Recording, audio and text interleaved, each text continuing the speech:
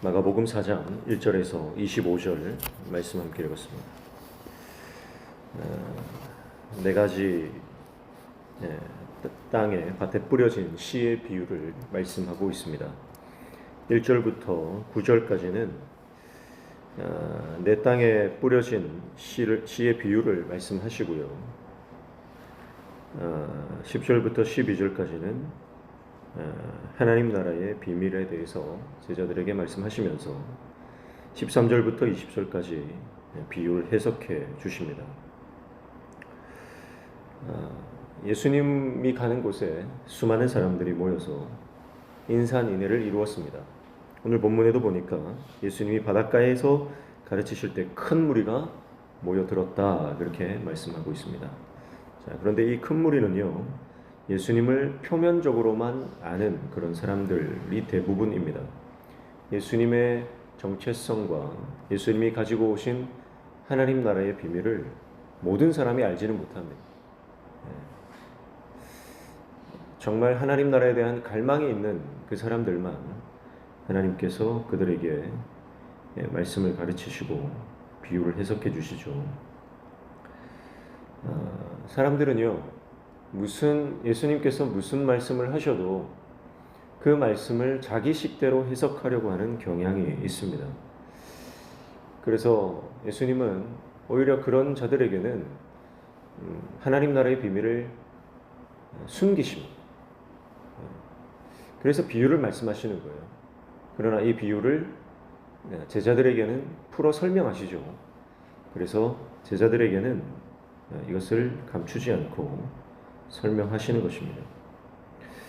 하나님 나라의 갈망을 가지고 예수님을 쫓는 제자들에게 예수님의 말씀은 너무나 은혜로운 말씀입니다. 그리고 이 비유를 들어서 설명해 주시는 것은 그들이 이해하기 쉽도록 예수님께서 배려하시는 것으로 볼 수 있습니다. 그러나 하나님 나라에 대한 갈망 없이 육적인 갈망으로 가득 찬 사람들에게 예수님의 말씀은 도무지 무슨 말씀인지 알아듣기 힘들 때가 있습니다.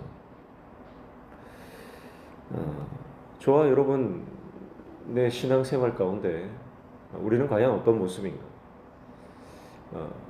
내가 편한 대로, 또 내 방식대로, 또 내가 듣고 싶은 대로 그렇게 우리가 말씀을 듣고 있지 않는지, 아니면 정말 그 말씀의 본뜻, 말씀 안에 감춰져 있는 하나님의 뜻을 우리는 발견하고 있는지 우리는 돌아봐야 할 것입니다. 예수님께서는 제자들에게 이 비유를 설명해 주시죠.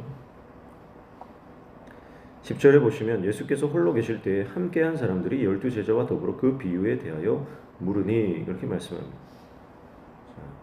예수님 곁에 있었던 제자들조차 예수님이 비유로 말씀하실 때 그것을 깨닫지 못하는 경우가 있습니다. 그러나 예수님은 제자들과 또 계속해서 예수님과 동행하는 이름이 알려지지 않은 제자들에게 그 말씀의 비밀을 가르쳐 주시죠. 11절 보시면 이르시되 하나님 나라의 비밀을 너희에게는 주었으나 외인에게는 모든 것을 비유로 하나니 그렇게 말씀합니다. 그러면서 이 하나님 나라의 비밀이 너희에게 주어졌다. 무슨 말입니까? 예수님의 제자들에게 이 말씀이 감추어진 것이 아니라 이 말씀을 붙들고 살아가도록 주어진 말씀이다. 그렇게 말씀하는 거예요.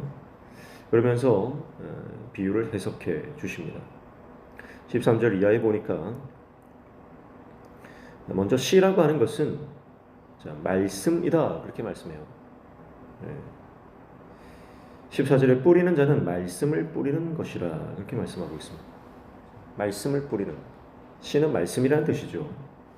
자, 여기서 말씀이 뭐죠? 바로 예수님의 하신 설교, 예수님의 비유로 말씀하신 그 예수님의 말씀입니다. 그 내용은 바로 복음에 관한 것입니다. 마태, 마가, 누가 동일하게 공간복음에서는 이 말씀이 바로 예수님이 하신 말씀의 내용, 즉 복음을 말하고 있습니다. 요한복음에서는 이 말씀이 곧 예수라 하면서 예수님 자신을 가리키는 것이다 그렇게 보고 있습니다. 어쨌든 이 복음이라고 하는 것, 이것이 씨와 같다라고 하는 것이죠. 그러니까 이 복음 안에 하나님의 나라가 들어있다. 복음이 하나님의 나라를 품고 있고 이 복음이 전파되는 것, 뿌린다는 것은 전파되는 것이죠. 이 복음이 전파되는 곳에 하나님의 나라가 임한다는 것입니다. 하나님의 나라가 임하고 확장된다는 것입니다. 그런데 아무에게나 그 하나님의 나라가 역사하느냐, 확장되느냐 그렇지 않다는 거죠. 먼저 길가에 떨어진 씨는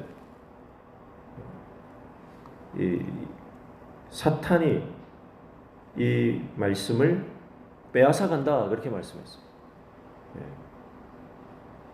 그래서 길가는 예수님의 말씀을 인정하지 않고 예수님의 말씀을 듣고도 예수님을 대적하는 사람들을 말한다고 볼 수 있죠. 이들은요, 그 심령이 길가와 같아서 말씀의 어떤 유익도 경험하지 못합니다. 분명히 예수님을 따라갔습니다. 그런데 예수님을 따라가는 의도가 뭐죠? 예수님의 흠잡기 위해서, 예수님이 하신 말씀에 토를 달기 위해서, 예수님을 인정하지 않는 사람들입니다. 그래서 그들은 예수님을 따라다니면서 예수님의 말씀을 듣지만 오히려 말씀을 들으면 들을수록 시험에 빠지는 사람들입니다. 바리새인들과 서기관들, 종교 지도자들이 이에 해당한다고 볼 수 있겠죠. 두 번째, 돌밭에 떨어졌다는 것은 듣고 즉각적인 기쁨의 반응을 보이는 사람들입니다. 그런데 뿌리는 내리지 못합니다. 뿌리를 내리지 못하니까 열매도 맺지 못하겠죠. 자, 이 돌밭이라고 하는 것은 바로 예수님을 따라다니는 수많은 무리들을 말한다고 볼 수가 있겠습니다. 이 무리들은요, 예수님께서 베풀어 주시는 기적을 바라보고 예수님을 따라갑니다. 그래서 처음에는 예수님이 하시는 이 말씀에 환호합니다. 예수님의 사역을 환영합니다. 그래서 예수님을 쫓아다니는 거죠. 그러나 핍박이 오니까 이내 시들어져 버립니다. 그러니까 이 하나님 나라의 복음을 처음에는 기쁘게 받고 따라갑니다. 그런데 하나님 나라의 원리, 하나님 나라의 삶의 방식을 견디지 못하는 것이죠. 그래서 세상으로 돌아가는 것이죠. 세 번째, 가시떨기에 떨어진 말씀. 이 가시떨기는요, 뿌리 내림과 자람을 경험한다 그렇게 말씀하고 있습니다. 15절에 보니까 가시떨기에 뿌려진 자니 이들은 말씀을 듣기는 하되, 자, 말씀을 들었어요. 그런데 19절 보니까 세상의 염려와 재물의 유혹과 기타 욕심이 들어와 말씀을 막아 결실하지 못하게 되는 자요 그렇게 말씀합니다.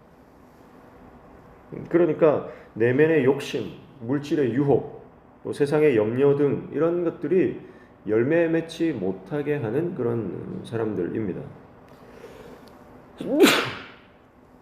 무리들보다는 좀 더 예수님을 따랐지만 그러나 그들은 결국 세상 염려, 세상의 걱정, 근심이 예수님을 끝까지 따르지 못하게 한 사람들입니다. 그리고 마지막은 좋은 땅이죠. 좋은 땅에 뿌려졌다는 것은 20절에 보니까 말씀을 듣고 받아 30배, 60배, 100배의 결실을 하는 자다 그렇게 말씀을 하고 있습니다.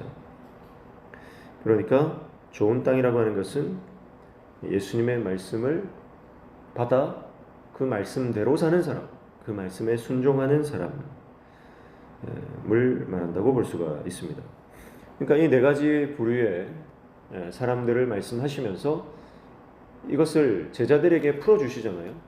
그러니까 제자들에게 어떤 마음밭이 되어야 된다고 말씀하시는 거죠. 당연히 좋은 밭이 되어라 그렇게 말씀하시는 것입니다. 여기에서 말씀을 듣고 받았다 이렇게 말씀하는데요. 자, 여기서 동일하게 말씀을 듣고 받은 사람들이 또 있잖아요.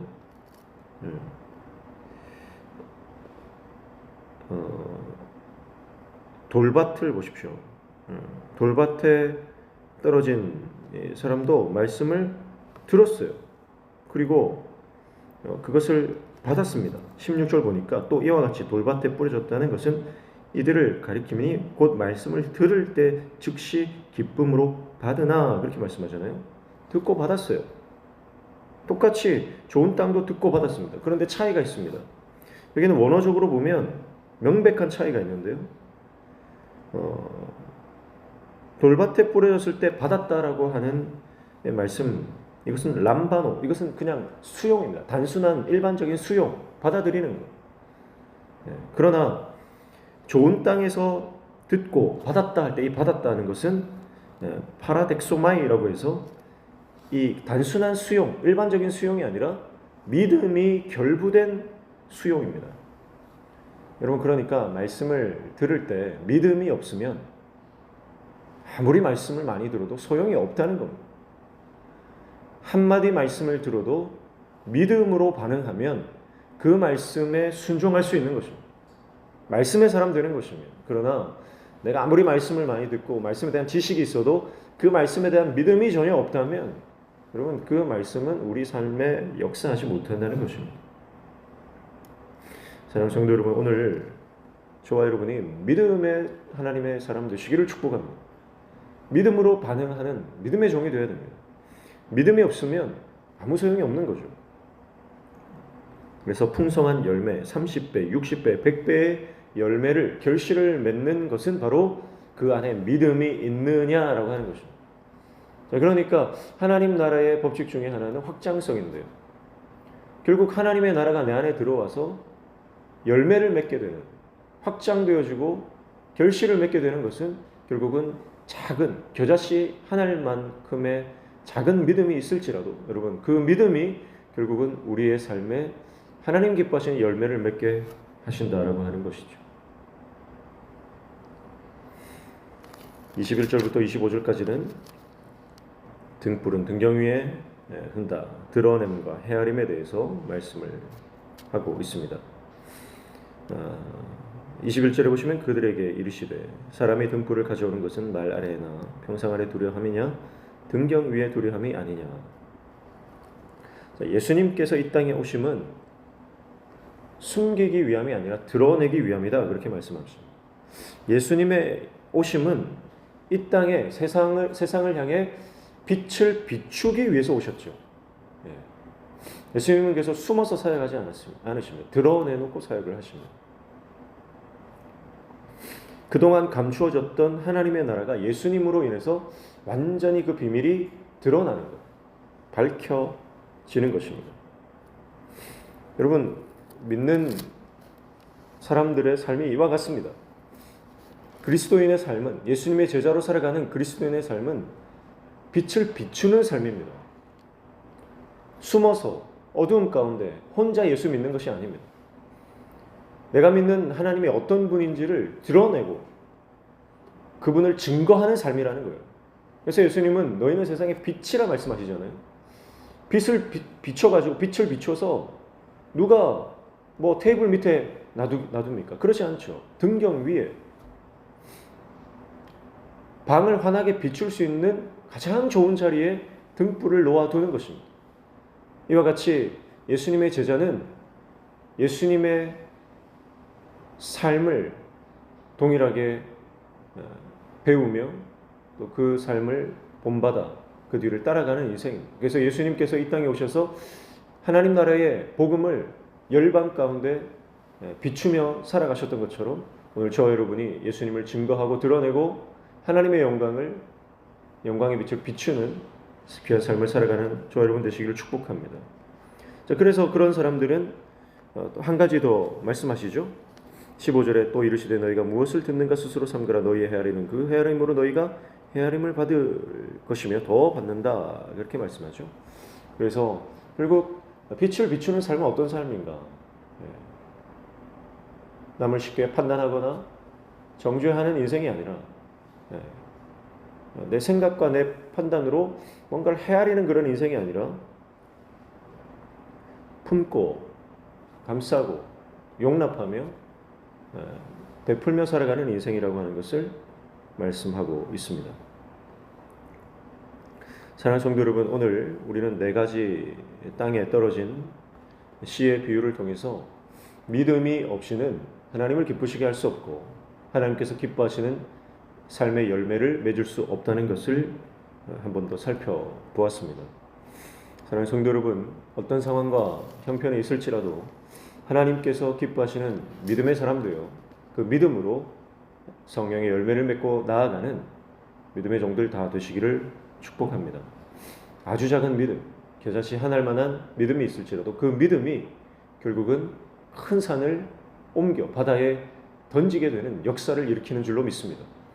여러분, 상황과 환경과 형편이 우리가 볼 때는 도무지 이 불가능할 것 같은 그런 모습이 있을 수 있습니다. 그러나 우리 안에 하나님을 향한 믿음이 있다면, 전능하신 하나님께서 우리 인생 가운데 높은 산을 평지로 만드시고 또 우리 삶에 있는 모든 문제를 돌파하게 하시는 능력을 우리에게 허락해 주실 줄로 믿습니다. 예수님을 따르되 표면적으로만 예수님을 따르는 무리가 아니라 예수님을 진정으로 믿고 따라가는 제자 되어 예수님께서 기뻐하시는 삶의 아름다운 열매를 맺는 저와 여러분 되시기를 주님의 이름으로 축복합니다. 기도하겠습니다. 하나님 아버지, 예수님과 친밀한 관계 안으로 들어가 예수님께서 하시는 말씀이 해석되어지고 깨달아지는 은혜를 허락하여 주시고 또 그 깨달은 말씀 믿음으로 반응하여 순종함으로 우리 삶에 열매 맺는 인생 되도록 우리에게 은혜를 허락하여 주시옵소서. 오늘도 말씀 붙잡고 기도할 때 우리의 기도에 들어응답하여 주시며 우리 삶의 모든 막힌 문들이 열려지는 형통의 은혜 허락하여 주시옵소서. 예수님의 이름으로 기도하옵나이다. 아멘.